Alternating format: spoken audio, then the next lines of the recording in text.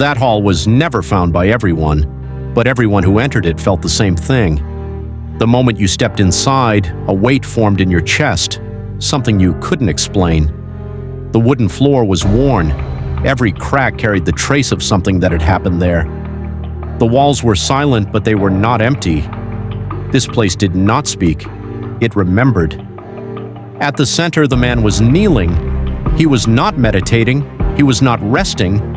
He was simply there. At first glance, there was nothing special. No glow, no shouting, no attempt to draw attention. But after a few seconds, you noticed it. The air around him was different. Breathing felt heavier, because even breath was controlled here. The people around him were called students, but no one truly claimed to be one, because this man did not teach lessons. He unraveled people. His fist was raised, not as the beginning of an attack, but as a boundary, an invisible line saying, "This is as far as you go." Some said he stayed like that for hours. Others swore he didn't move for days.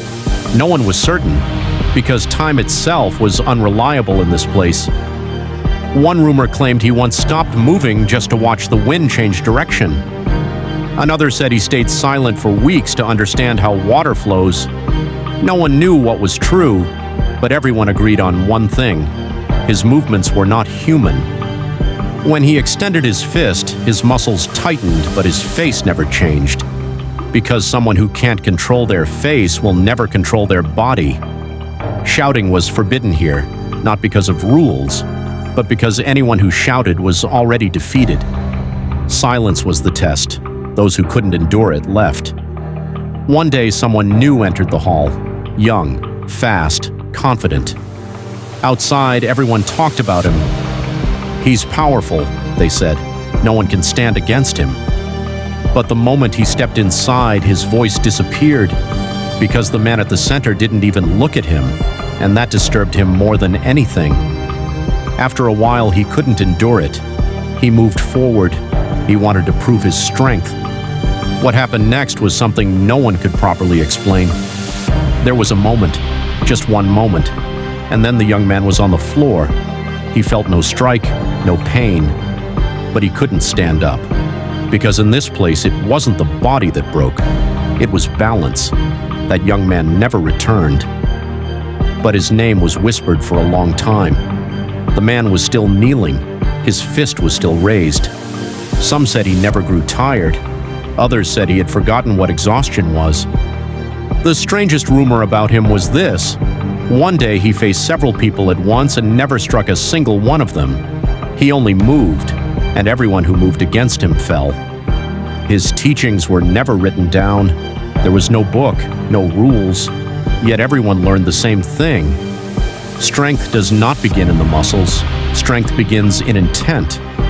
Most who came here searched for power, but most left before facing their fear, because there was nowhere to hide in this hall. No lies, no excuses. Sometimes the man closed his eyes. When he did, no one moved, because it was believed that even with closed eyes, he saw everything. One rumor said someone once tried to test him from behind, but before the move even began, the man was gone. No one saw how, but everyone stared at the same place, empty space, because he was no longer there. Then he appeared again, in the same position, with the same calm, as if he had never moved at all. That's why some said he wasn't human. Others said he had gone beyond being human. But he never cared about such things, because legends do not listen to themselves. Over time, even the location of the hall became uncertain. Some said it was inside a mountain, others said it was in the middle of the city, but invisible. But everyone agreed on this. Anyone who went there never returned as the same person. Some became quieter, some harder, some stopped speaking entirely. The man was still kneeling, still waiting. No one knew what he was waiting for, but some believed he was waiting for the world to be ready. Because his teaching was simple yet heavy, you are not a fist, you are intent. And if intent is wrong, even the strongest fist strikes nothing. This hall was not a school, it was not a temple, it was the place where legends begin, And some legends are not told, they are only felt.